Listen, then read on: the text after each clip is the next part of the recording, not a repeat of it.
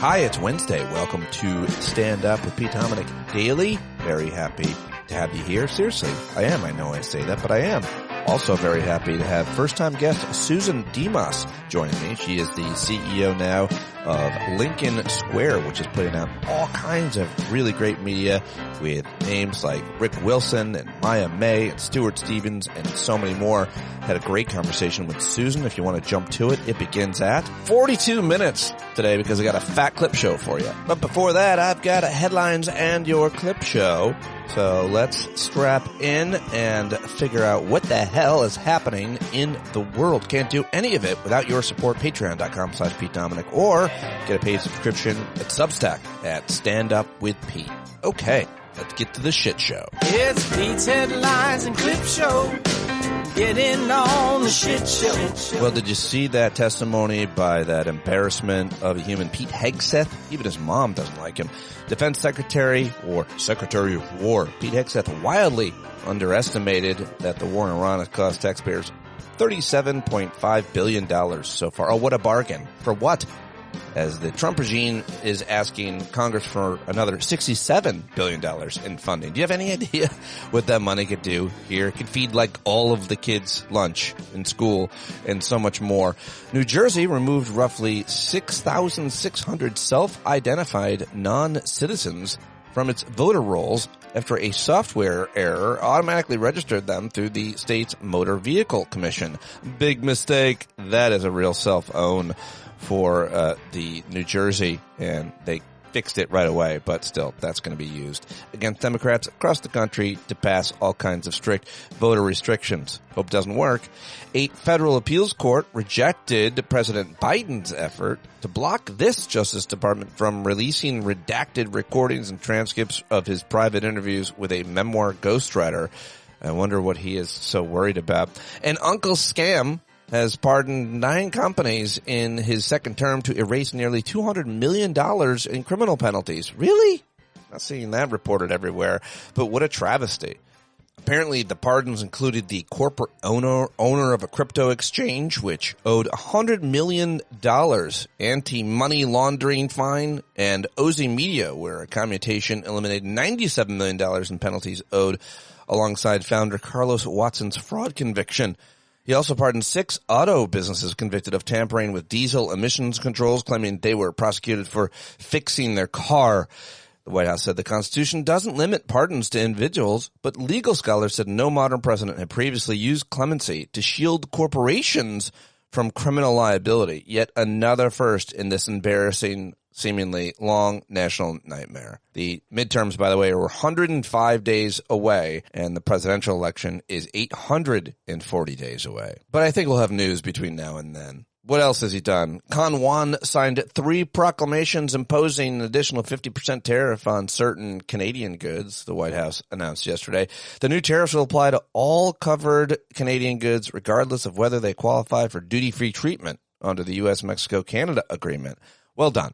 The regime on yesterday also paused more than $1 billion in Medicaid payments to California and Minnesota, which half lizard, half man and Health and Human Service Secretary Robert F. Kennedy said would not be reversed until the Democratic-led states demonstrate that every dollar meets federal requirements. Yeah, I think it will get reversed by the courts. Speaking of lawsuits worth watching, the U.S. Attorney in Washington State, who was fired 54 minutes after assuming office, has filed a lawsuit challenging his removal, signaling the first legal challenge to determination of this kind. Bizarre story. The guy's name is Roger Rogoff. He was appointed the role of U.S. Attorney for the Western District of Washington last week, but then fired by Trump less than an hour after being sworn in. Rogoff says he believes he was fired because Trump and Todd Blanche don't understand the Vacancies Act that allows an appointment like his. In his lawsuit, he argued that his termination was unlawful because the president lacks the authority to remove judicially appointed judges. What else? According to a new government intelligence assessment, Iran's government is unlikely to feel significant impact or soften its negotiating position as a result of new rounds of U.S. military strikes like those now underway. I would argue that America's leadership is likely to feel a lot of pressure. They, in fact, are already. Fox News hosts are putting the pressure on. Mike Johnson is saying we got to wrap this up pretty soon.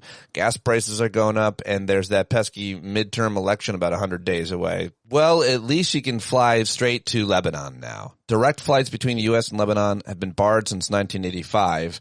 Minutes after his first face-to-face meeting with the Lebanese president yesterday in the White House, MAGA Teresa announced that he's directing his administration to allow all U.S. airline carriers to fly directly to Lebanon. It's far from clear whether he just blurted this out on impulse because the Lebanese president told him he was handsome and good at things, or whether it's a meaningful policy shift, but we'll see what happens. The White House's crusade against Harvard is ongoing. The Justice Department investigating whether Harvard University is allowing Chinese donors to create scholarships that exclude American students, adding to the barrage of federal inquiries that the Trump regime has opened in its battle against the Ivy League schools that did not accept Donald Trump because his daddy asked them to. The Wall Street Journal reported late last night that somehow Napoleon Bonespur formally approved an agreement to provide Saudi Arabia with a civilian nuclear enrichment program. What? How can he do that unilaterally? Wall Street Journal reporting that the arrangement, which would last 30 years, is designed to give American companies a central role in developing Saudi Arabia's nuclear infrastructure while shutting out other foreign competitors. I mean, I just don't even understand how this can be done. Estimated to be worth tens of billions of dollars, which is why he did it. I'm sure he gets a cut under the arrangement. There's to be a U.S.-Saudi study to determine whether U.S. companies would build a uranium enrichment facility in Saudi Arabia. Trump administration officials said the U.S. would have sway over such a program and would be able to prevent it from being used for military purposes. Well, I'm sure that's the case. Yesterday we talked to Bill Boyle about this, but it happened. Ukraine's top general was ousted. Vladimir Zelensky, the president, of course, removed his top general yesterday after protesters called for his firing. The public frustration had threatened to upend the national unity that had helped the country survive nearly 5 years of war with Russia. The dismissal of the general, Alexander Syrsky, was a major reversal for Zelensky, who just days ago sided with Syrsky and fired his defense minister, Fedorov.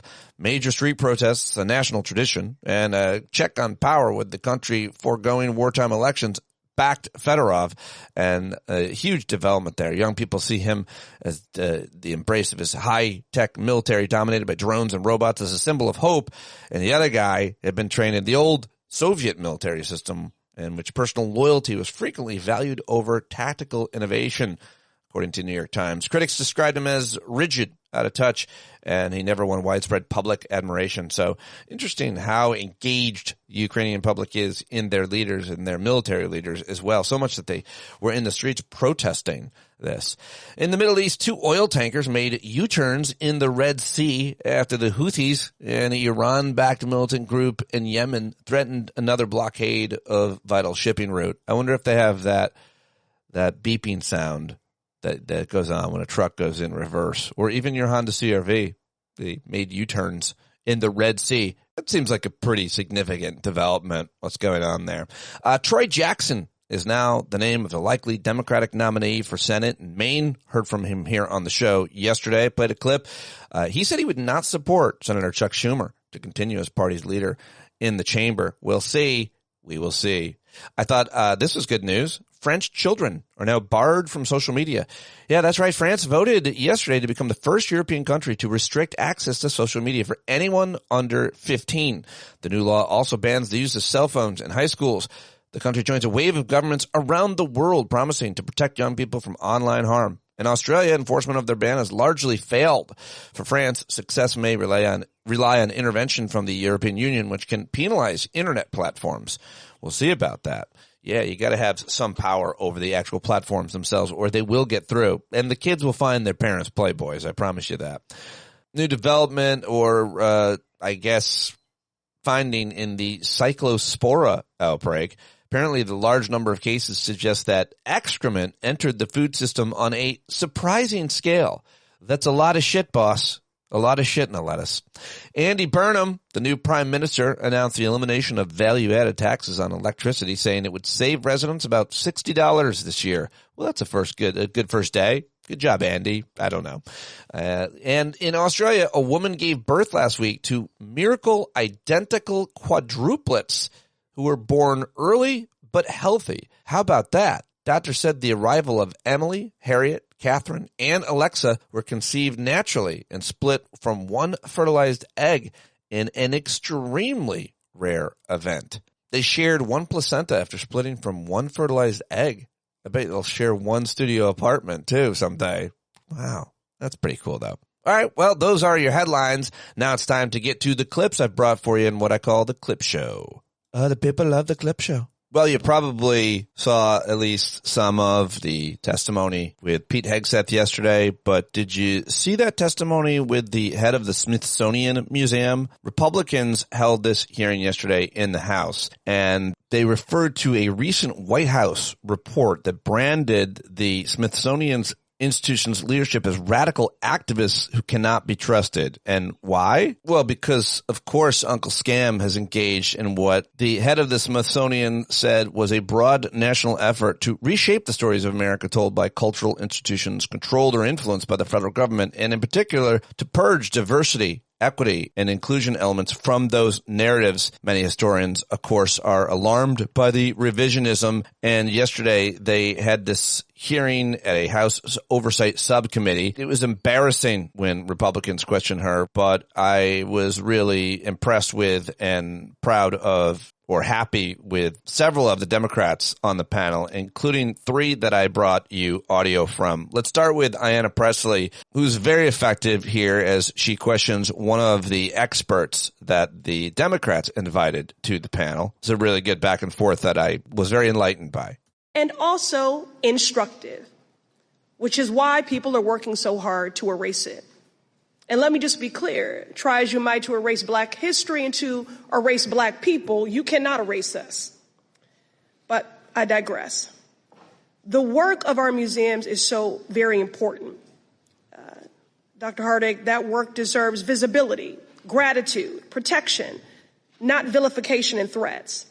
Since taking office, the Trump administration has become synonymous with fascism. While there is no one set definition, historians have generally agreed upon several characteristics. Dr. Blight, you were selected to be the president of the Society of American Historians, so I'm going to ask you to keep me honest on this. Now, what I've learned is that fascism usually includes elements like undermining fair elections, a constant targeting of vulnerable people and labeling them as enemies, and an overwhelming amount of government corruption. Sounds eerily familiar. A damning and devastating deja vu of the moment we find ourselves in right now. The element I want to focus on today is the fascist hostility to our history, academia, museums, and the arts. Dr. Blight, looking at history, why do fascists and autocrats attack cultural institutions like museums? Madam Congressman, it's because they believe that's where you can control people's minds. You can sustain a social order. You can control education. You can control the arts. You can control writing and creativity itself. It is not just the Nazis. There have been plenty of other neo-fascist or fascist regimes that have attempted to do that. Thank you, Doctor. Yeah, this is this anti-freedom agenda. They want to control what books we read, what is in our museums, what we do with our bodies, attack the free press, degrade free speech. It's an anti-freedom agenda. Dr. Blight, what warning signs do you look for when society starts drifting towards fascism and authoritarianism? First, I look for the breakup of political parties.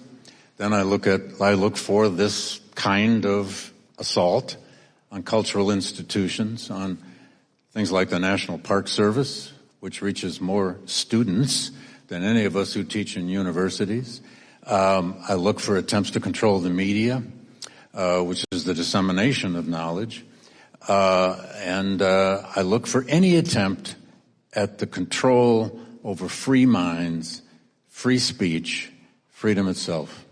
Thank you. History gives us a chilling example of what happens when a government decides that it alone will define what counts as good art and acceptable history. I've heard the stories passed down in Jewish families of Germany in the 1930s. As the Nazi regime consolidated political power, it turned its attentions to museums and to galleries. The regime started with criticism labeling art as degenerate and claiming it didn't fit with the national culture. But then they started attacking museum directors and curators, and eventually art pieces were confiscated from museums and locked away or sold. In 1939, Nazis publicly burned thousands of paintings that they couldn't profit from. The United States Holocaust Memorial Museum details much of this history.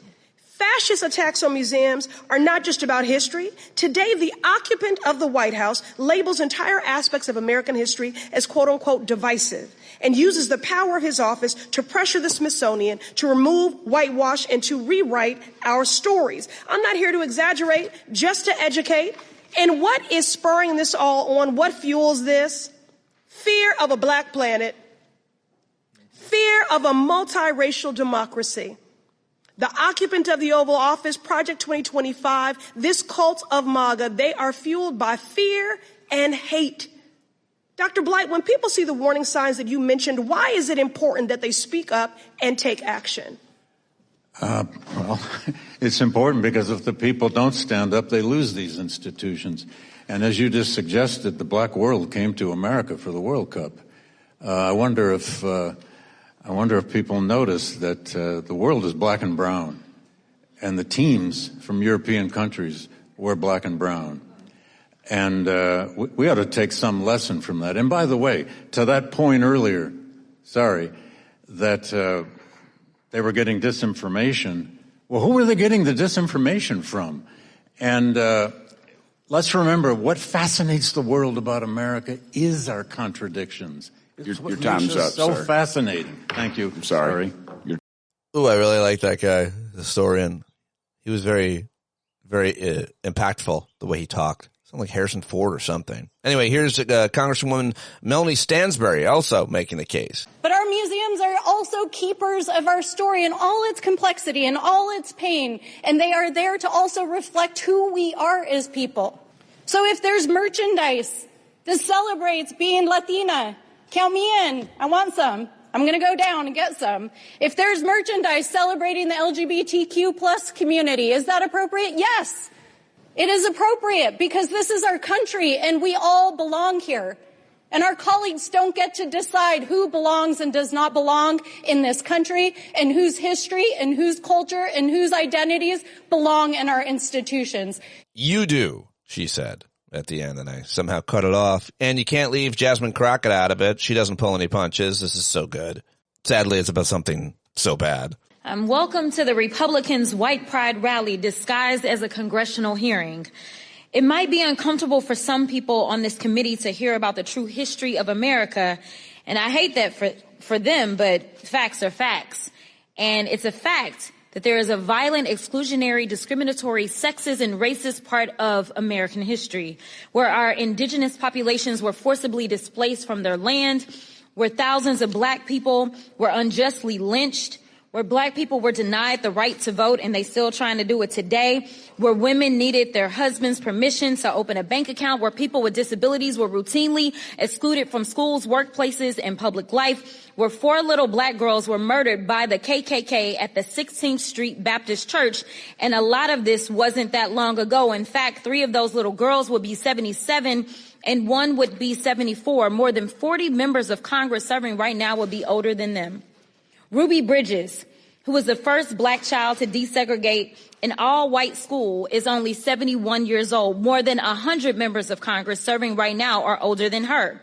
So attacks on the Smithsonian or any other institution that's willing to tell the true history of America is not only an attempt to rewrite history, it's an attempt to erase history. So Dr. Blight, if Republicans are going to ban books, penalize schools and universities, attack museums, if states continue to change curriculum, where do Americans go to learn about the complicated, sometimes racist and violent parts of American history? Thank you for the question. I think they will have to keep going to the same institutions, and we have to keep fighting to preserve what we are doing in those institutions. They have to keep going to public schools. They have to keep going to the public libraries. They have to keep going to the the great Smithsonian. Look, the purpose of history is to enlighten us, inspire us, trouble us, bother us, sometimes make us angry. I find it hard to believe that a young person could go through the Museum of American History and not come out at least inspired with the single most important thing, a sense of the past, a sense of history. Americans have to keep going to those places they trust.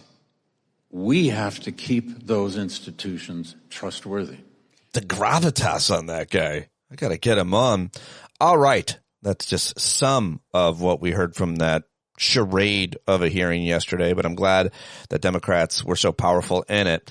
And now let's go to another one. It's Pete Hegseth, the clown DUI Secretary of War, Defense. It's so gross that they renamed it the Department of War and him the Secretary of War. That's one of the first things that we've got to change. I don't even know if it's official. Anyway, in this clip, this mashup made by MS Now, Chris Hayes' team I saw last night, you'll hear from Senators Kirsten Gillibrand, Senator John Ossoff, Van Hollen of Maryland, and then Senator Gary Peters at the end really going after him. You are asking for unlimited money for bombs when people can't feed their families. And I don't know how this administration intends to defend those decisions to the American people. Not unlimited bombs, Senator. I'm asking for the right bombs at the right time to ensure we can deter our adversaries into the future. And that's how this is a generational investment. And it was the previous administration that didn't fund this department. The reason why they are so upset with you and this administration is because the words you have used in the past don't add up. So just to review, you will not answer whether your statement made on the 14th day of the war that Iran's military had been, quote, destroyed and made combat ineffective was a truthful statement to the American people as you sit here and ask for tens of billions more for the conflict. Senator's time has had a historic and effective military campaign against the largest state sponsor of terrorism. Won't answer the question. When most people think of winning the war, they think that means the war is going to come to an end because we've won. And the president said back in March that we'd won. So I guess my question to you is, how are we going to define winning? Reopening the Strait of Hormuz is necessary in order for us to win, right? That's just a simple yes or no question. You asked me what the overarching objective is, and I would say ensuring Iran never has a nuclear weapon. You, sir, are the failure, not the men and women who are on that front line. You don't have a strategy. You don't have a long-term plan to actually win this war. Win the war. The men and women are going to be able to do it, but they need to have leadership. When will you show leadership? Okay. Wow. Okay. Good stuff. And there's a lot more where that came from. Now let's move on, though. Let's get to some analysis from, I found this, Max Boot. This guy is a national security and military analyst. He was on MS Now. Here's what he had to say about the current state of play. Well, to use a technical military term, Katie, I would say we are up a creek without a paddle at this point. There really are not a lot of good options left. And I think the fundamental issue that Trump is confronting is we don't have a viable U.S. military plan to open up the Strait of Hormuz and to keep it open, notwithstanding Iranian pressure. Now, we can close it down, and we're pretty successful in closing down Iranian traffic, but the Iranians are also pretty successful in closing down traffic from other countries. And to try to keep the strait open would require a massive and very risky military operation, which it's pretty clear by this point the U.S. Navy does not want to undertake. And therefore, we're kind of at a standoff without a lot of good options. And unfortunately, now we're seeing that the Houthis are threatening to close the strait, the Bab el-Mandab Strait, which has been kind of a safety valve that the Saudis have used to export oil and to get around the Strait of Hormuz. So if both of those two vital choke points are closed, the impact on the global economy is going to be very severe very quickly. And I don't think that's a level of economic pain that Trump wants to endure, but he doesn't know how to escape it because I think, Corey put it very aptly. He's unwilling to make a complete humiliating surrender to Iran, but he's also unwilling to massively escalate militarily. And so we're stuck in this unenviable spot. Yes. Well said, Max Boot. As a result of all this, the politics of it, not good. Not good for Republicans at all. Certainly not good for Donnie D. Cups. And here is the chief data analyst. I can't take him for very long. His name is Harry Enton over at CNN, taking a look at some of the latest approval or disapproval ratings because of the war. Historically unpopular. That's the phrase that I would use. The war was unpopular to start off with, and it's become even less popular. You could see it right here. Okay. Washington Post poll Trump's Iran war net approval rating. In early March, look at this. It was way down there at minus 13 points. Very rare for a war to start off underwater on the net approval. That is approval minus disapproval. But look at how far down we are now. Right into the Red Sea. 40 points underwater, according to the Washington Post poll. Look, I tried to find every single poll I possibly could. I believe this minus 40 points represents the least popular poll in terms of Trump's net approval rating on the Iran war, the entire war so far. So as I said at the beginning, it started off unpopular, and now it is even more unpopular, historically unpopular, 40 points underwater. Well, since you're talking about history, put this in some historical perspective. Yeah, okay, let's put it in some historical perspective. You think the war has been worth it or not worth it? And why don't we take a look here? We can compare Iran in 2026 to Iraq in 2006. And keep in mind, the Iraq war by this point in 2006, at this point in the midterm cycle, it had been going on for 3 years at this point.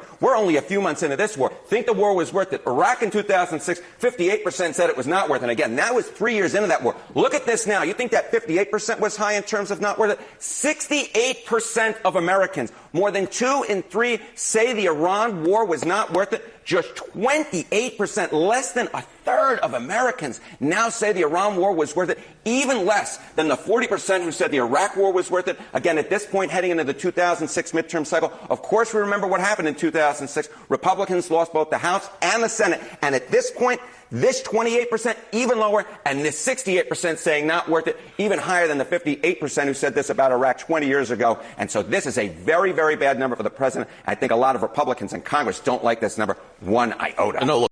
There you go. So that's what's happening with all the things that matter vis-a-vis Iran. And, well, definitely not all the things. I just scratched the surface, but pretty good context. You're not going to get it anywhere else, I don't think, on a daily podcast.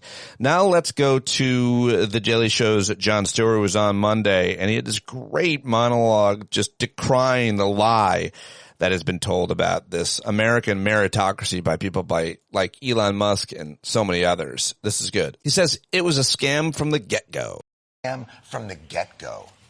Remember once uber-capable Elon Musk doged out the unworthy woke deep state minorities? We were supposed to have been cooking with whatever is available to use as fuel.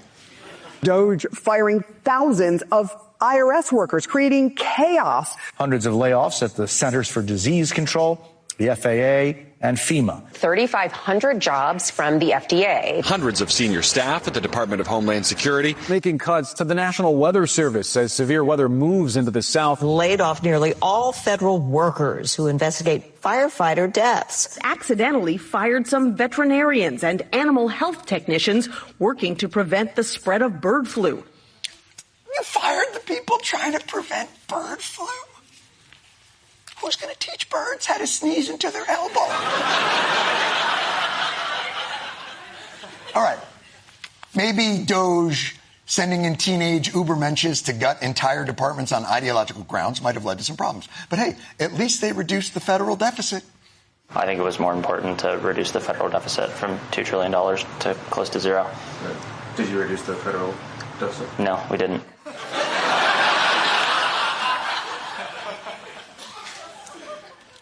Well, the real treasure was the friends you made along the way.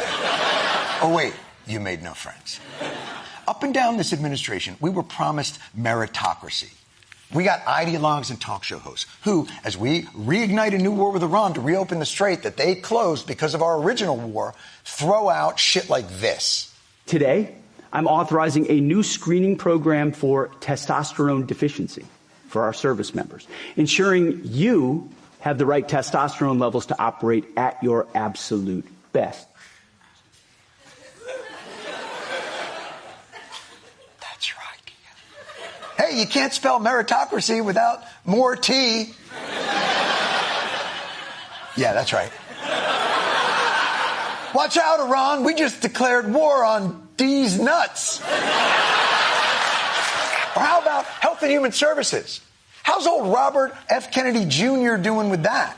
A growing measles outbreak. Deadly outbreak of the hantavirus. The flesh-eating screwworm is spreading beyond Texas. So help me God. If Jimothy gets screwworm, I will go crazy. But it's okay, folks. There's no need to be concerned that public health will suffer from unqualified, incomprehensible leadership. They've already dealt with the real problem. We cut $1 billion worth of DEI studies. DEI research has never cured any disease. It's never produced any new drug. Okay. Now, excuse for a moment that what he just said is factually wrong. That the broad nature of what they consider DEI would exclude treatments for sickle cell anemia, autism, pregnancy complications, women's cardiovascular health, and many other great advances made by the people you all consider suspect. But for you, Robert Kennedy Jr., of all people, to have the balls to hop on board the anti-DEI, only meritocracy train, if your name wasn't Kennedy, here's how all your job interviews would go. It says, here you are a heroin addict who eats roadkill.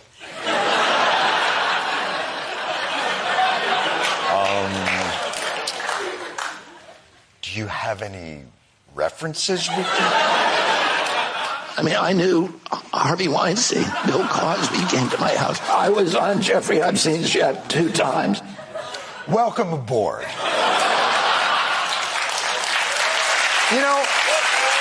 All right, there you go. Jon Stewart and The Daily Show. They went further and longer, so watch the whole thing. And now I found this clip. This is from the Daily Beast's podcast, and I could not figure out who this guy was. I must have spent 10 minutes trying to figure out when this clip aired, or what episode, but I think it might be old, could be years old. It might be last month. Either way, it's so good. And every once in a while, someone is able to articulate the mentality and the effect of Donald Trump on our country and on us, and psychoanalyze him in a way using words or verbiage that is different from something we've heard before, which is weird because we've been doing this for over 10 years. But this guy, unfortunately, I can't figure out his name, but I will.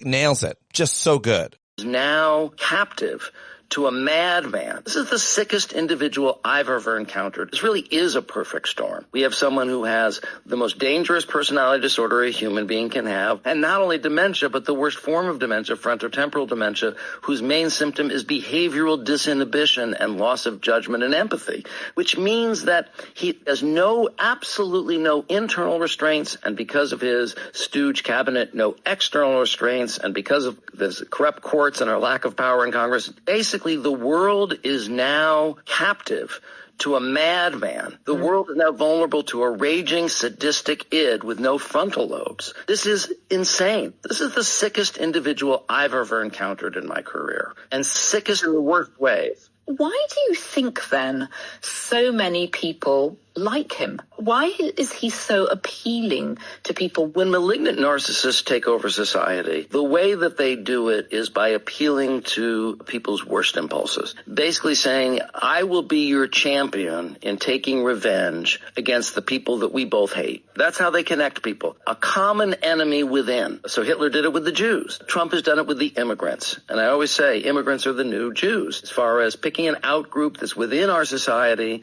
that's doing nothing wrong and demonizing them. There you go. I thought that was a rare original analysis, and I wanted to share that one as well. Okay, now here's an Ohio man at a town hall questioning the growth of these data centers and pointing out what could be a pretty accurate description of how the private equity and the owners of these AI companies are using and scamming and lying to the people of the town that they want to put these in. And so I'm not sure how accurate this all is, but it certainly is a good blueprint for the rest of us around the country.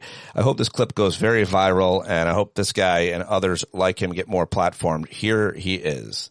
what became China's largest craft brewery. I have dealt with private equity, I've dealt with cooling systems, I've dealt with wastewater management, and I've dealt with IT. We are in a speculative bubble right now.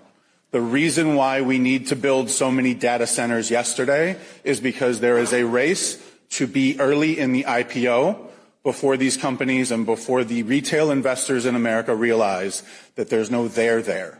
And we are ahead of our skis on calling large language models and machine learning AI before it is truly generative AI. And so when we look at how private equity firms are backing property developers to build data centers to then sell to Meta, Alphabet, Anthropic, OpenAI, XAI, what we're doing is we're selling our children's birthright and we're giving away the bathwater, the baby with the bathwater, instead of demanding guarantees that these companies will even be here in 10 years. I was in Shalersville. I'm in Perry twice a week.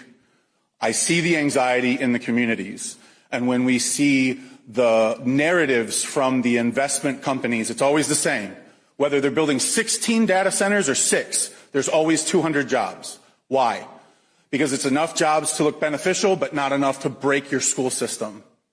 These are marketing approaches to get over a hurdle, to get tax abatements, zoning, and environmental so they can build it. And by the time there are trucks on site and raw materials in the flat and trade unions have their contracts verified, they will say, hey, that closed loop system, yeah, that's going to be too expensive. Now it needs to be open loop, but you can't stop it because we've already broke ground.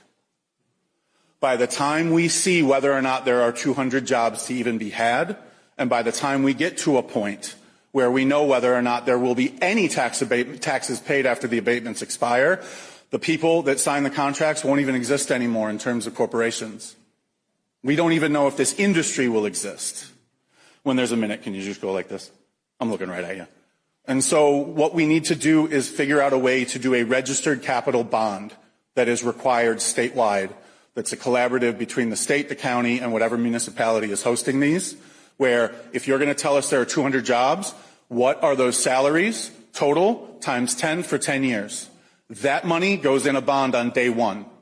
That way, if you collapse, at least the community and those municipalities have some form of capital to repair the blight that is left behind when this industry either collapses or shrinks the way all speculative bubbles do. Does that guy know what he's talking about?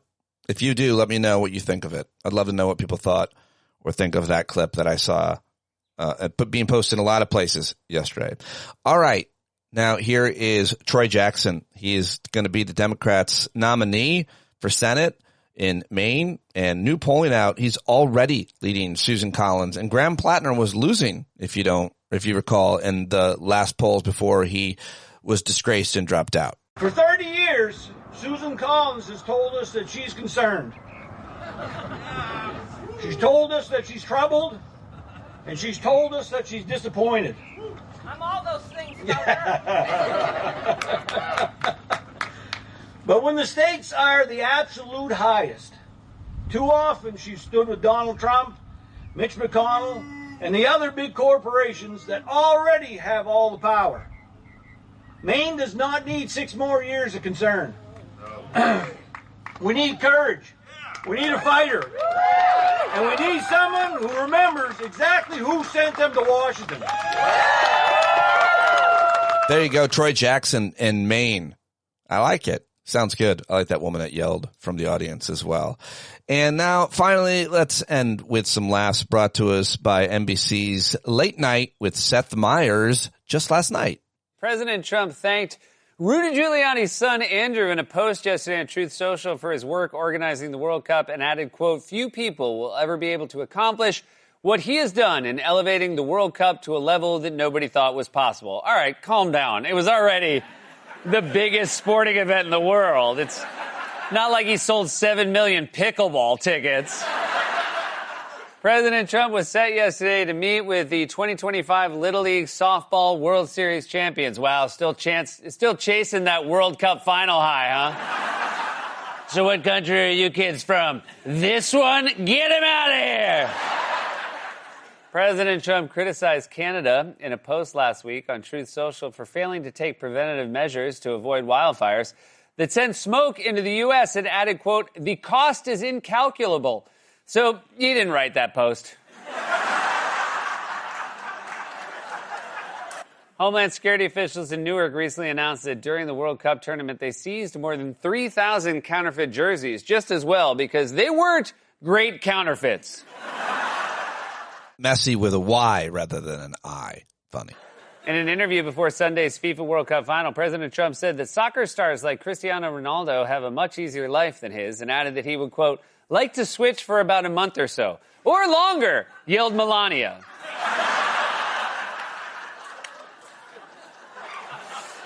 You ever watch, you know how you're like watching Ronaldo like run full speed up and down a soccer pitch and you're like, that guy doesn't work as hard as President Trump.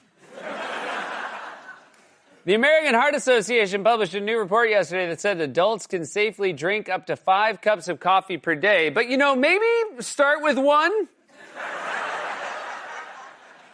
According to a new survey, 34% of Americans said that when eating in their car, they pick quicker and more convenient food options. That makes sense. It's probably not the time or the place for tapas.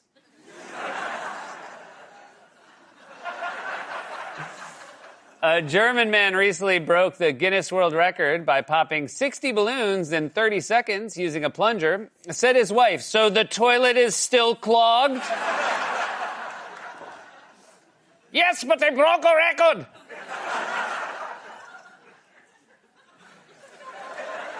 There is some good news along with the bad.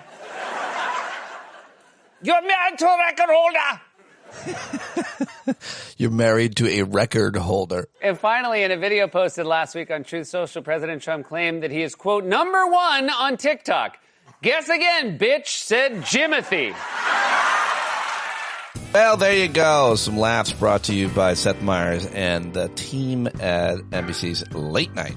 Now it's time to get to my guest joining me for the first time today. I can't believe we've never talked before. I don't think we did back in Sirius, but she's now the CEO and executive director of Lincoln Square, which is one of the fastest growing independent political publications in the nation. She hosts 2 shows there, and I'll be on the weekly assignment. Looks like next week. Very excited about that.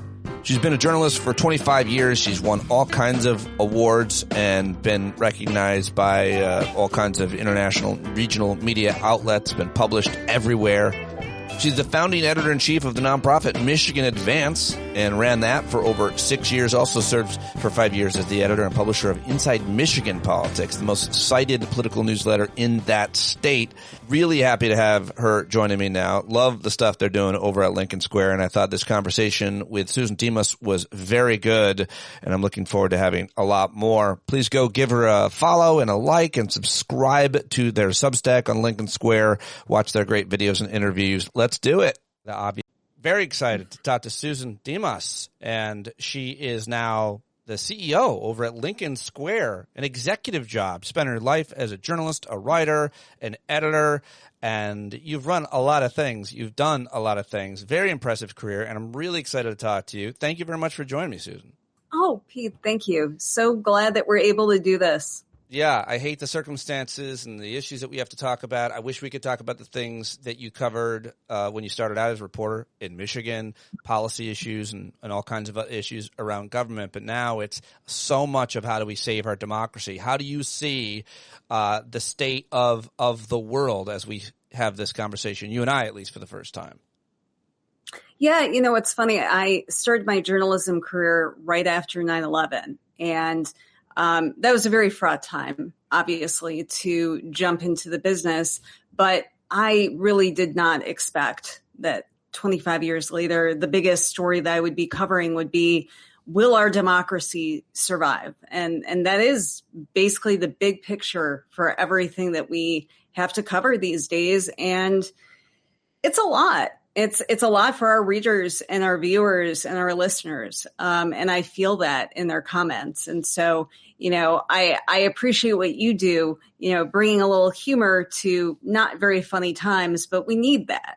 Yeah, I mean, it's hard to do it these days because it's hard to caricature what's actually happening. But when I was starting out as a stand-up comedian, actually, I was kind of really coming into my own at 9/11. That's right when it happened. I was in New York City. I was doing really well as a stand-up. And then my career shifted. I actually wanted to do something more. That's how I got involved with The Daily Show and Jon Stewart and then The Colbert Report.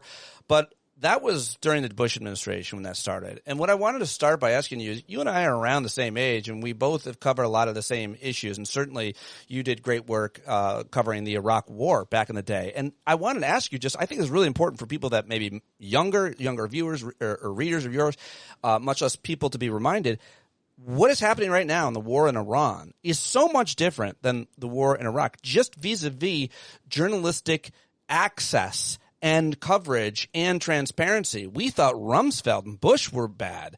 I mean, what is happening right now at the Pentagon and this war and the way that it's being, this war of choice, executed, how do you compare them, or what do you think are the main points about this current conflict, which is, by the way, getting worse by the hour, it would seem?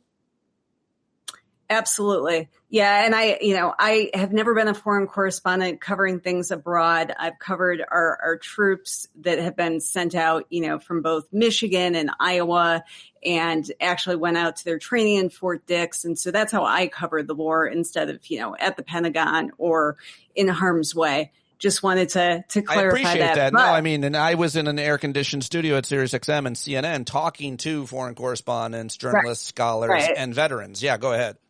But, I will say at the time we were all, big Rumsfeld haters, and he had open contempt for the press and for Democrats and, for this silly thing called accountability. And now it's just on steroids with the Trump administration and Pete Hegseth that just goes out there and gives weird speeches about testosterone and masculinity and no real information, even when our troops are being killed overseas with this latest, I guess, should we call this a surge? They're trying to sell this as a totally different Iran war, so that they don't need congressional approval. But I mean, we should say that as horribly as the Iraq war was run, as much as we were lied to about the threat, they actually did get congressional approval, which is something that Donald Trump feels he doesn't have to do with anything, whether it's tariffs or war or whatever else, with his,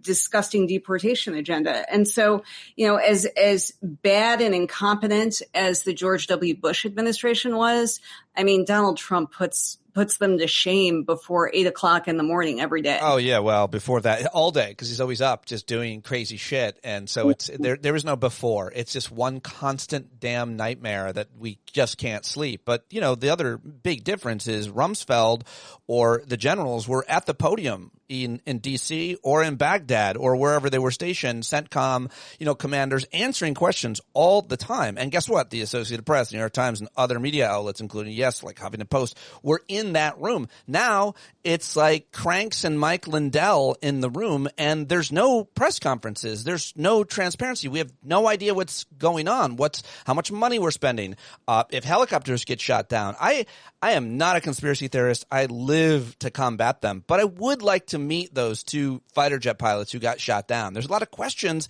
about this because there's no access, and they're just obfuscating the line. There's a big difference, and that's what I feel like I wanted to point out with you. Absolutely. I mean, you would think that would be like a made-for-media story to trot them out, and it would be like the big heroic act of the Trump administration that they saved these guys and could boost their case for their terrible war. But instead, we've had no access. And that's just the way the Trump administration and the Pentagon functions right now. They tell us what they want to. There's been no accountability for the girls' school that they completely, bombed during the first days of the war. A horrible tragedy, and nobody has gotten good information from the administration. It's all been from independent agencies that have provided the information on this. And, I know and all of those independent news agencies and others have come to the same conclusion that it was a missile that said did it. Yeah. This was not an inside job for Iran. I mean, they don't have the missiles. only we do. It was pretty cut and dried. Yeah. But like, I know that we sound like broken records in the media when we talk about the fact that these people just in the Trump administration, they lie. They don't give us the information that we want that we deserve. But it needs to be said because, at some point they won't be in power.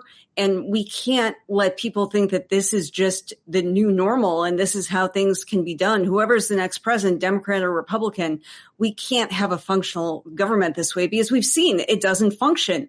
We can't even eat salad these days. And they won't tell us, what's safe to eat and what's not. I'll tell you what, you're absolutely right. And that's a serious and important point, but I don't care.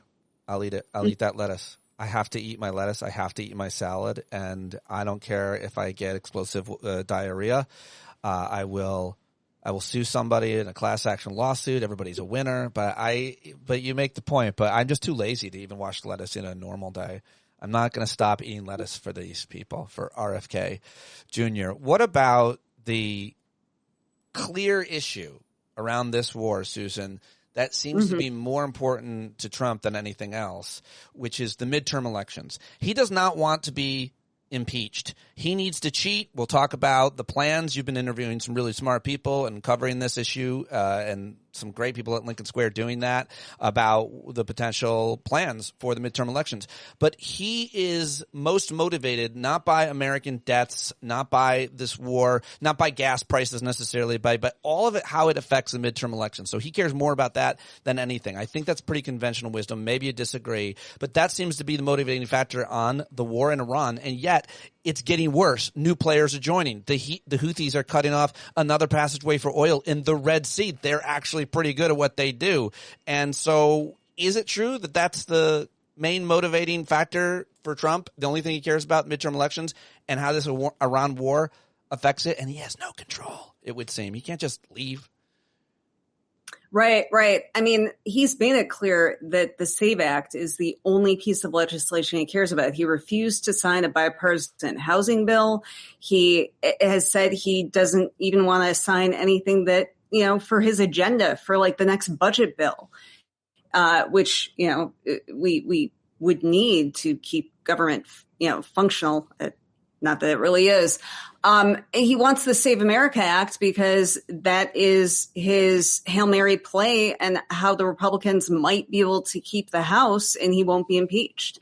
The Save America Act would make it extremely difficult to vote, especially for married women who have changed their names and it does not match their birth certificate. It would make it very difficult for all sorts of people who don't have passports, including lots of Republicans who do not have such documents.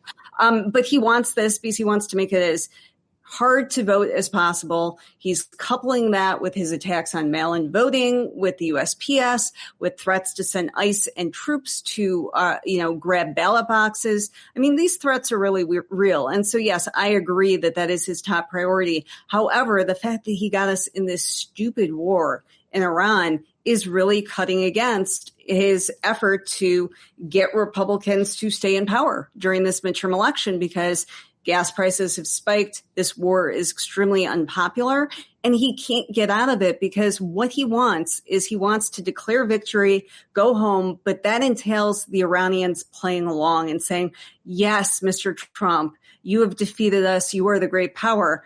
And they're not going to do that. They mock him all the time with Lego videos. They're not going to give him that victory. And so he keeps getting sucked back in. And meanwhile, the Strait of Hormuz is still not under our control. And it's affecting way more than gas prices because we can't get shipments through there. And Trump can't force them to open it. He can lie about it. He lies about it all the time and says that we're in control of it. But we're not. Well, yeah. I mean, one of those lies, sometimes you don't have to be an expert. You just have to have eyes or ears. And one of the lies that he has been telling is we destroyed their missile capability. And then like a week later or days later, and it would seem that Iran did what they always do, what Russia always does, is buy time with a ceasefire to rebuild their missiles. There's some reporting to that effect.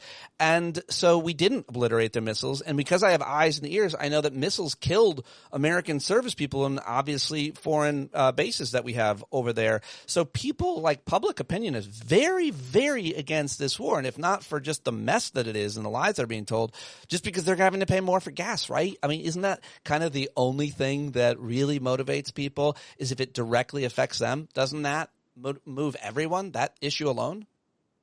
Yeah. I mean, gas prices have outsized, an outsized role in our politics. We saw that it really damaged Joe Biden during the COVID aftermath, and gas prices and food prices spiked. And we're seeing the same thing for Trump, and so that really is something beyond his control and is a huge opening for Democrats during these midterm elections. Yeah, for sure. So let's go back to these midterm elections and the concerns around the security of them. I guess we're talking about this because, as you mentioned, the SAVE Act is the only thing he cares about. It's never going to pass, number one, but he doesn't really care if it's a law. He's just going to make it a law by using other executive powers somehow that he has, but he won't be effective at all the things the SAVE Act would do. Nonetheless, he gives this dumb speech last week, and that's a lot of why we're talking about it. It's a lot of why all these election security experts and the like are being interviewed by journalists about past elections, because he told a whole bunch of lies about what did or did not happen. And you have to have people come on, experts, to explain it to us, the public. We don't understand how voting works and how it's made secure and how the voting machines aren't connected to the internet and the ballots and all of that. But Susan, that's why we're talking about it. That's why you've been talking about it with some great guests over at Lincoln Square. And what have you learned, or what are your biggest concerns about the midterm elections and what they plan to do? The only thing that gives me comfort is that old Mark Wayne Mullen is in charge, and a bunch of other knuckleheads that aren't good at getting people to do the stuff they need. And even if they can, they just so often fail at it. But what are your concerns right now? Yeah, I mean, it's concerning that Donald Trump continues to want to relitigate the election he lost in 2020, and it was not close. But to me, that's just pretext for what he wants to do in November. And it's just the justification for, him meddling in elections any way he can. I do think it's interesting that he pulled his punch. We heard that he might have said that Georgia's two Democratic senators, Raphael Warnock and John Ossoff, were not duly elected and shouldn't be in the Senate. We saw Tommy Tuberville carry the water on that. Yeah, what was that about? It was bizarre, but he didn't say it during the speech. He didn't go that far, which I thought was interesting, that somebody pulled him back from that, and said, you're going to get killed on it. You're going to look stupid. I'm not sure why someone didn't intervene and say the whole thing makes you look stupid, but, I think they would have in the first term. I don't think that Trump would have given such a tone-deaf speech. I think that this is Grandpa wandering around the White House, tweeting all night and not really having his finger on the pulse. Nonetheless, he is the most powerful man in the nation and, arguably in the world still. And so he can try and exercise great power over our elections. The saving grace is our system is very decentralized. Yeah. Most elections aren't even run at the state level. It's hyper local. And so the idea of trying to intervene in thousands upon thousands of jurisdictions, that would be hard for a competent administration, much less this one. But they can pick and choose in key areas in swing states. I'm in Michigan. I know my congressional district is one of the most competitive in the country. There's a Republican Congressman, Tom Barrett, who is on the ballot. This will probably be a place that Donald Trump will want to intervene, and we have to be on alert. You had a great piece that you posted over on Substack. The January 6th insurrection succeeded. I try to talk about it like once a week. If anybody's written a book about it or an article about it, I want to talk about it. It's like one of these never forget moments. And it's crazy because all the conspiracies and AI, you don't even know what to believe. But we've heard all these lies about that day, but we watched it. We were there. And so we're also watching them try to erase history. So it's so important to me that we continue talking about it. I know there's a couple people I follow on social media share the video of January 6th every day. I think those efforts are important. But tell me a little bit about this piece. How do you frame it? What is the argument that January 6th succeeded, Susan? Yeah, I mean, it's something that has been really hard for me to deal with because I did watch it happen.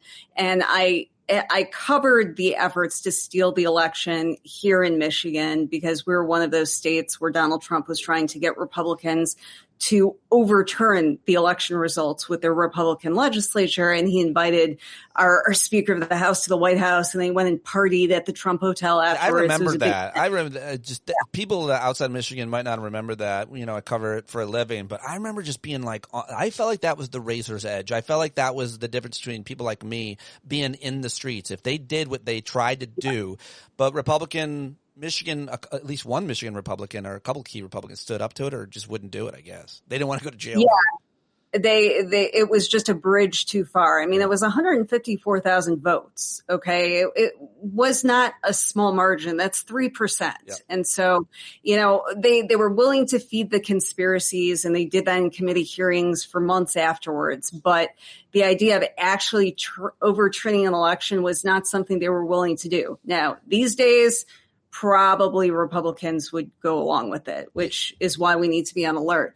But, I watched this happen in DC, and as we all did with people, they were attacking cops. They were attacking our Capitol. They were waving the Confederate flag in the halls of Congress. They were hunting for members. And I was watching this with my teenage children back, in January 2021. And then to see that unbelievably, less than 4 years later, that Donald Trump was not in a jail cell, but he was taking the oath of office. He was duly elected by a larger margin than in 2016 after he helped to instigate a coup. Yes. I mean, we need to sit with that, because although it's great that many of his voters are pissed off about gas prices, they think he's going too far in immigration, they don't like the Iran war, they don't like what they're paying for his tariffs. That's great. But the fact is that you knew who he was. You knew what he did on January 6th, and you voted for him anyway. It wasn't a deal breaker for you. And unless we deal with that reality, we could be dealing with another Donald Trump who can learn from the blueprint that he set out on January 6th to steal future elections and to be an authoritarian force in this country. So we need to learn why that wasn't a deal breaker with enough Americans. And, it's a sobering thing to sit with, but that's just where we are in this country. I don't think that we can be an effective force against Donald Trump and MAGA without dealing with that. Yes, really well said. I mean, this political movement, MAGA, today's Republicans, their view is, and you can call it fascism or whatever you want, but their general view to explain to people is, they will do whatever it takes to, quote, win. They will steal elections. They will cheat. They will invite foreign interference. They will do anything they can to win the election illegally, and more importantly, to keep and maintain power. We saw this in Hungary. You see this in other countries. They get power by cheating, and then they get rid of all the safeguards and all the checks and balances that prevent them, that keep them from losing power, including what they saw with this dumb gambit that he basically gerrymandered Democrats out of place, and Democrats reacted pretty well, one should say. Well, let me ask you about them. We've seen Democrats behaving for a long time. We cover and part of the progressive movement in many ways, and you've seen it all, Susan, as I have during our lifetime. And I just got to ask you what you think of what is happening right now in the Democratic Party. I'm not going to ask you a leading question specifically. I want to leave it out there generally. What do you see happening? And that's the question. I've been overall pretty happy with the response that Democrats have had to Trump under, Trump 2. I mean, you certainly have an establishment wing, oftentimes older members of the party that, still think that there are deals to be had. They're still worried about being too forceful. But I think the base of the party has made it very clear that they want a strong opposition. They don't want strongly worded letters from Chuck Schumer. And they're looking for the next generation to lead us. And I think that Democrats were very effective in the fight against ICE after Minneapolis. I'd like to see more of that. And I think that I've seen from Democrats, whether they're quote unquote more from the establishment wing or the progressive wing, the rhetoric from candidates who are winning this primary season are those that are willing to take on Trump, and they're willing to say what Democrats are going to do to fight for people. And that's what we need in this era that's extremely frightening. There is that overlap in a Venn diagram between, I guess you use establishment and progressive. We can agree on a number of different terms if we want, but there is the overlap with like someone like a Chris Murphy or someone who's been there for a long time, but still seems to be pretty effective and have a lot of support in their state or district. And it's, I guess, anybody's guess as to which direction they go. But one thing that I do think is pretty exciting and pretty interesting, because I'm just a 50-year-old man, just a young, prematurely balding guy who might get, who's independently, an independent contractor. So I might get Medicare before I turn 65. Like, it would seem that issue, Medicare for all, we watched the healthcare fights back in 2010. We saw Obamacare's reform. We saw how it was gutted by the Supreme Court and how it's been used by millions of Americans and so on, and its shortcomings. But what do you think about like actual policy agenda items that could happen in our lifetime, doing good things for people? Medicare, it's socialism for anybody 65 and under, apparently, but it's American as apple pie. Once you turn 65, we could get it. We might get it. I think when we've seen what the Trump administration has done to our healthcare, where even if you were for Medicare for all, you weren't the biggest fan of Obamacare, the fact that millions of people have lost their healthcare because of what Trump and Republicans have done, and millions more are paying way more for healthcare than they ever did under Joe Biden or Barack Obama, I think that has led people to, want to fight for more. Because we've seen that, this can be taken away. The having Republicans in power has had just huge effects on everything. Like we talked about, you can't even eat a salad without wondering if, it's going to make you sick. That didn't used to happen. And so, I think there is a real hunger for us to have some form of universal health care, because we've seen how easy it is for Republicans to destroy any kind of reform. I got to ask you, one of the big things I really want to talk with you about, Susan, is journalism and media. Jesus, even the language. What are people today? Are you an influencer? Are you a content creator? Are you a journalist? You identify as a journalist. No, I don't think anyone wants to call me an influencer. I'm not that important. But that's you being modest. You are. And so is Lincoln Square, the organization you're now running. And that's the point. Like, so much has changed since we started out. Media has changed. It's changing every day. How do you talk to your subscribers and your readers and listeners and viewers about what media is and how people watching right now, over 200 people watching right now, and then listening later or watching later? I mean, there's all these different ways to watch, but I'm not asking about that. Like, how do you convince people that you're credible, that we're credible, that they should listen to this outlet or that? Because we used to just give our trust to legacy media back in the day, and for good reasons. Journalists did good work at newspapers around the country, at several of the networks, and there were only a few. So much has changed. How do you build trust? What should be the measure that readers, subscribers, Americans use to decide who they're going to support, who has the, as I refer to it, the public's interest in mind?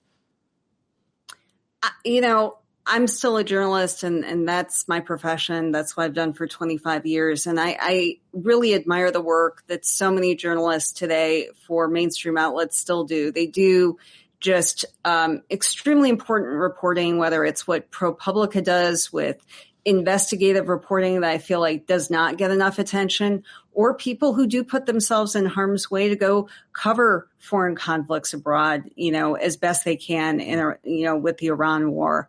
And so even though they may work for companies that have openly bribed Trump to try and stay in the airwaves, the individual journalists, I think, still are doing excellent work, and we rely on their reporting a lot. However, I think, to some degree, what you were doing with the Daily Show and the Colbert Report, which was hilarious, but, really was got to the heart of what a lot of people had an issue with what the mainstream press was becoming, especially in the George W. Bush era, where there was too much stenography and there was too much sensationalism with Shark Week type, reporting that I think, both those shows skewered so beautifully and kind of led the way for more independent voices out there who were willing to question, the information that we were getting from the administration and to want to include more voices out there. And that's what I see in independent media like Lincoln Square or Midas Touch, and in so many independent journalists out there on Substack and YouTube is they're trying to expand the definition of, what news is for people who aren't political junkies like you and me, but want to make sure that people are still informed and getting good information. And sometimes the information that is not being emphasized in corporate media. The problem I see, however, is that those of us in independent media, our incentive is to get paid subscribers or advertisements. Those are the only two ways to make money. And so you build your subscription base. How do you do that? Well, I even see NPR using provocative thumbnails to get you to watch their video now. Yeah. And so the incentives are, I think, often insidious, and it's to be outrageous, to be hyperbolic, to, in my opinion, too often I'm seeing now progressive people, commentators who I respect, trafficking in conspiracy theories. And it's killing me because it works. It works to predict things that you're not sure are going to happen. I'm just, asking questions, connecting the dots. I see a lot of progressives starting to become what I've been criticizing for a long time on the right, conspiracy theorists and being hyperbolic and so on. And I worry about those incentives. How do we resist falling into the trap of doing whatever we can and saying whatever we can to make sure that we get more subscribers and keep those subscribers so we can keep the lights on? Pete, I feel you so deep in my bones. Oh, because, good. I'm glad we're on the same page with that. Yeah, as a journalist, obviously it's my job to question information, but fundamentally to stick with the facts and, not fill in the blanks with sensationalistic rhetoric just because it gets people's blood pumping and might get a few more subscribers. That's not being responsible. And I won't do that. And me neither. Yeah. And I understand that outrage is the fuel of social media and increasingly just all of life, but it's not healthy. Facts can be boring. I understand that. Sometimes it's not really entertaining to just give it to you straight about, what's going on with your government, but you need that kind of information. And I think that it's kind of ironic that, the Daily Show and the Colbert Report, were critiquing the state of the news media, and yet now, and being too sensationalistic and too driven by entertainment, but now the incentives are all there for us, no matter what side of the political spectrum you're on, to go that direction, to keep people's attention in this attention economy, and sometimes to get away from just what the facts are, because outrage is what people want to see. Yeah. And, I don't have a solution. All I know is that we can't lose ourselves as we're trying to fight fascism. We can't do that. Yes, very well said. And we just maybe, a reminder to folks watching and listening, guard yourself against that outrage. I fall for it all the time. I click on those things, but I don't give those people my money. That's for sure. And I try not to subscribe to their stuff, but be cognizant of what you're clicking on and who you're supporting, who you're subscribing. With all that being said, if you wouldn't just mind, Susan, I have to pretend I'm outraged, screaming at you for the screen grab. Did you look afraid? Did you look fearful? No more yelling, you old skipper.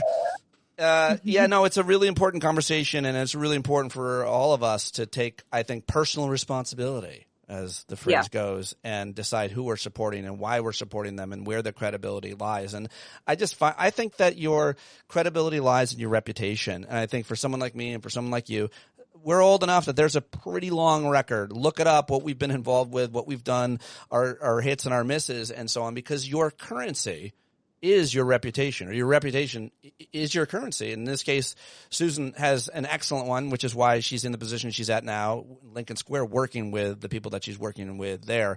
So I guess to close, tell at least, it looks like mostly your folks here who are subscribers at our Substack Live, but in case they aren't already, tell everybody what you guys are doing at Lincoln Square, a little bit about who's there and what you're working on. Just a little ad, because I love a lot of the people, including, again, I got to give a shout out. I don't think I said it while I was on the air, but Sean Bertolo is working with you. He produced my first show at SiriusXM.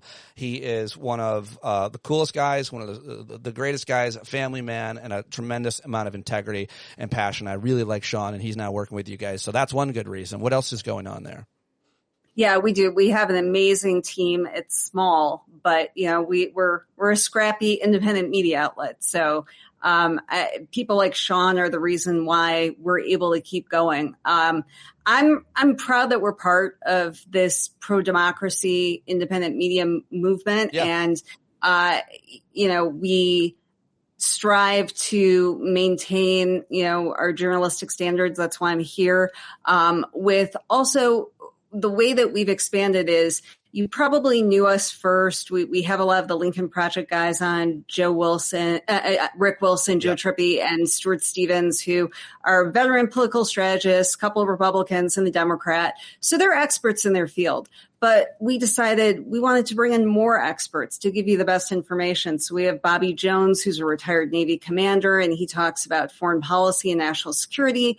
Frank Figluzzi, who is on NBC as a Justice Department analyst for a long time, former FBI assistant director. Stephen Beschloss is a longtime filmmaker and journalist. He hosts a show for us.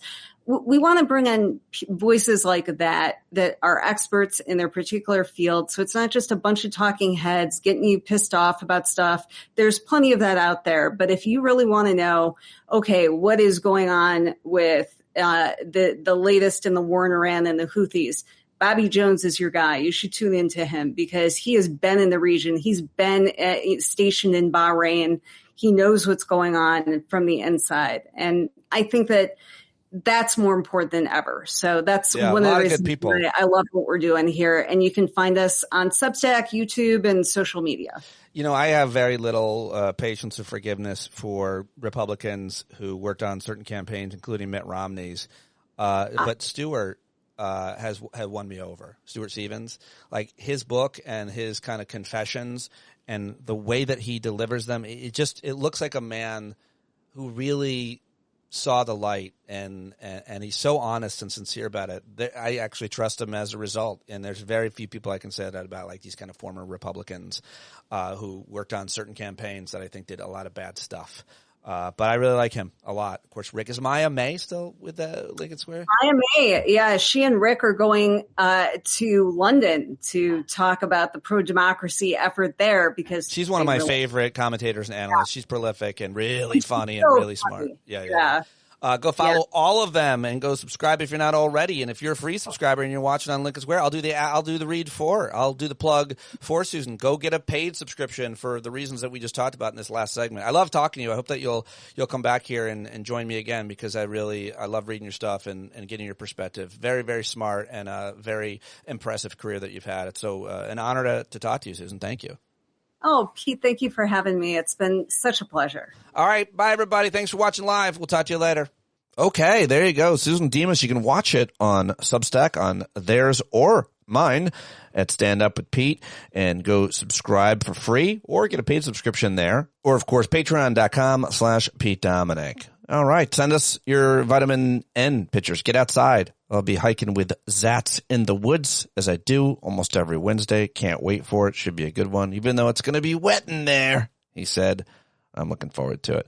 I hope you've got something that you're looking forward to. And I've got about 15 days left before Julia moves across the Atlantic. So feeling the angst about that and looking forward to talking to you at tomorrow night's hangout about, well, everything.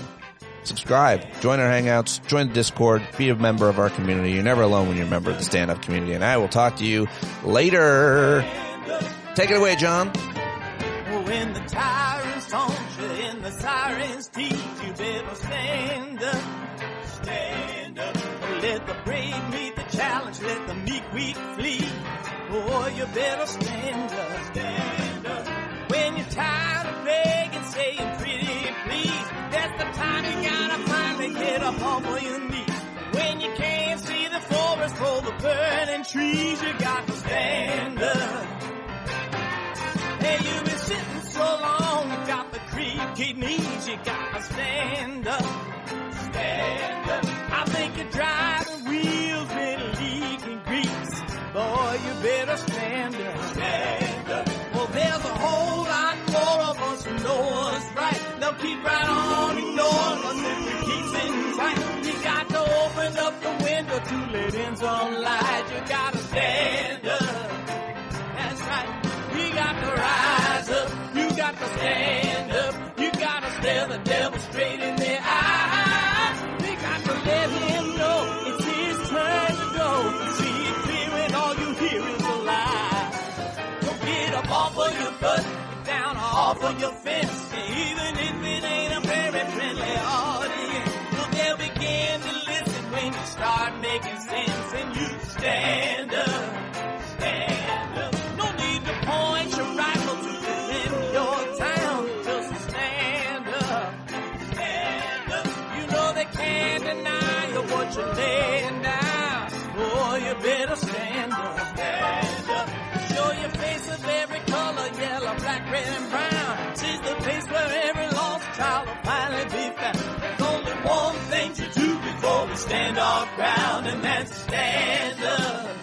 Stand up. Well, the founding fathers saw a land for all. They had to stand up. They had to stand up. They had a keen imagination for a crystal ball, drawing all the plans of stand up. But all they had to go on was the time they were in, with other causes for laws, and since they weren't even sin, they knew that change was gonna come before the change would begin. They had to stand up. All right, they had to stand up. We got to stand up. We got to look the devil square in the eye. We got to let him know it's his time to go and make it clear when all we hear is a lie. Why you lying awake wondering where the money all went? It'll be the cost of freedom that'll go unspent. You can see him flee the scene of that experiment if you stand up.